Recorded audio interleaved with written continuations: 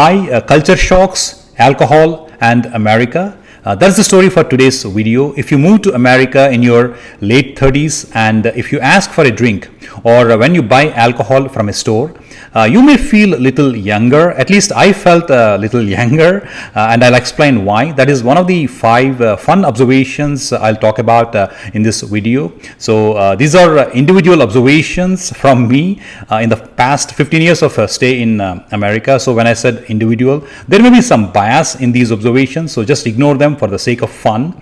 And if you are an immigrant in America, you may correlate with some of the observations, and if you are moving to America, you can learn something from this video. Let's get into the episode. First observation, drinking with the teachers. I'm not saying we don't drink with our teachers in medical colleges in India, but it used to go like a very secret undercover operation. First of all, finding a teacher who is willing to join us for drinks is very rare, and then we have to find a bar or a restaurant which do not recognize us as medical community. At least the teacher who is a practicing physician in that particular city should not be recognized as a doctor in that bar or restaurant.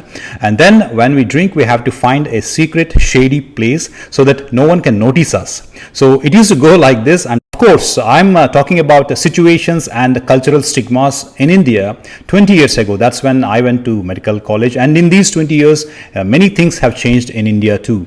And switching gears, coming to the American experience of drinking with teachers. In 2010, I moved to US for my fellowship, and July I started my fellowship, and August there was a fellowship party. And even before the party had started, they ordered for wine tasting. So for me personally, that is the first time I'm experiencing wine tasting in real time. Of course, I might have seen this in Hollywood movies, but how would you guess that you have to taste alcohol before you consume it? And then I was sitting next to my professor on that day, and he was holding the wine glass between his fingers and gently rotating it, looking at the glass, looking at the color of the wine, and feeling the aroma of it, and slightly tasting a bit of it.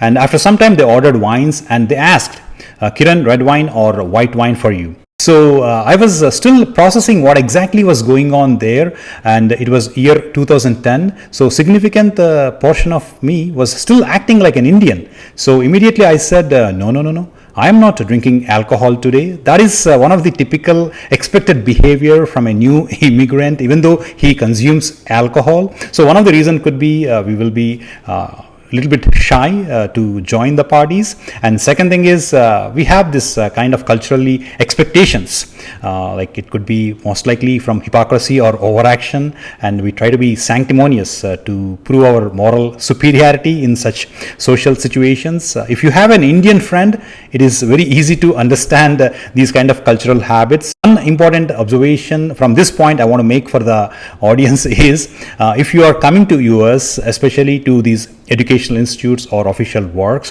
one thing I want to tell you is if you don't drink alcohol, that's totally fine. There are enough teetotalers even in this society. But if you drink alcohol, there is no need to shy away or being hypocritical, or because these are all open-minded cultures and they will not judge you based on these kind of things. But at the same time, if you have a drinking problem or if you have the history of misbehaving after consuming alcohol, very careful, it can ruin your entire career and life here. And next observation, type of alcohol. So for some peculiar and strange reasons, when I was in India and it's party time with friends, always the first choice of drink used to be whiskey, which almost contains 42 to 43% of alcohol. And even today, I do not understand how it was like one of the first choices for us in that weather. Whereas when I moved to US, most of the time it is party means it is the red wine or the white wine, and the alcohol in it is around 12 to 13%.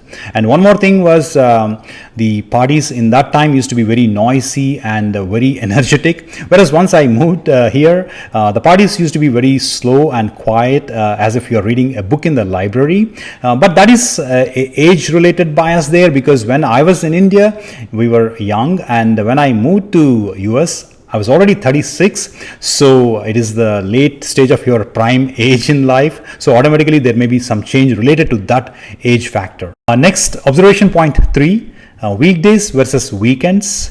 This observation is related to cultures. The weekend and weekday culture was very well established in the West, and for the past 2 decades, India is also slightly moving towards this change. However, 2 points need particular mention in this observation. One is when it comes to moving the parties to the weekend, it is more strict and meticulous here. This could be related to one cultural thing, which is in individualistic cultures. On a weekdays, inviting somebody to your home or going out for a party is a little difficult because if you have to invite somebody to your home on a weekday, you are the one who has to go to the groceries and make the dishes and wash the dishes and keep them back. So when you don't have any additional help in the house for these things, you always try to push them to the weekend in a strict manner, whereas we got always some of the other help in the household to take care of these things. That's one thing. And second thing is, even in the weekday, if there was a party, always if you offer alcohol, one common tendency I have seen is no thanks, tomorrow I got to go to work. So after 15 years here, I'm also slightly used to this now. Observation point 4, this can be a little political, so I'll be careful while analyzing this observation. It's a nuisance created on roads and in the public after consuming alcohol, like eve teasing. But overall, the nuisance from alcoholics in the public is relatively very high. Social factors that can partially explain this observation is India is a densely populated country, still a developing nation, lot of poverty, and more importantly, in many communities, different socio-economic people try to stay together with one another, and so that is the reason why we encounter these public nuisance from alcoholics. That doesn't mean that we consume more alcohol than Americans, because it is America which has the drinking problem in the society. And second thing is, even if you take the per capita consumption of alcohol, America scores around 35 or 36 in the chart, and India is around 110. So definitely the more alcohol consumption per capita is in this country, but because of some social factors and situations in the country, we see more and more people coming and misbehaving on the roads, etc., which you don't find here. For example, if there is a family which doesn't consume alcohol at all, which is not uncommon in Indian society, but they are living in a community where alcoholics are creating more nuisance on a daily basis, always there will be a kind of cultural perpetuated stereotypes on alcoholics and more generalization on alcoholics. I have seen this in Indian societies. People have a lot of these perpetuated stereotypes and alcoholics because of the impressions created in the society from the alcoholics. And at the same time, there is another bias in this observation. When I talk about US and this kind of behavior is less, I'm a little bit biased there, because most of the people who come to me like to US, they will be around the academic setups or in the university cultures, or they may be living in the cities or a clean suburbs. But if you leave those clean suburbs and move to the rural areas in America, you may see a little bit different America. Recently, I was watching a Netflix documentary, Hillbilly Elegy, J.D. Vance, how he grew up in a very disturbed neighborhood. Even in a developed country like America, there may be a good number of disturbed neighborhoods, but Indian immigrants living in that communities is less likely. That is an observational bias. And one more thing is, in sports bars and nightclubs, after alcohol consumption and gun violence is very high in this culture, whereas it is unlikely to hear of those things in Indian culture. Last and fifth observation point, why did I feel younger when I purchased alcohol here? So when I went to the grocery stores for the first time to buy alcohol, red wine for myself, at the counter they asked me proof of ID. First of all, my mind was not prepared for that question, so I was asking, what do you mean? So then they explained that you have to show your ID proof that you are above 21 to buy this alcohol. So two things happened in my mind at that time. One is, in the 36 years of my life till then, no one ever asked me to prove my age to buy alcohol. And the second thing is that even at the age of 36, I am already 70% bald. Now I am 100% bald. So in such anatomic and physiologic situations, if someone insists that you have to prove your age, that you are 21 above to buy the alcohol, let me be very honest.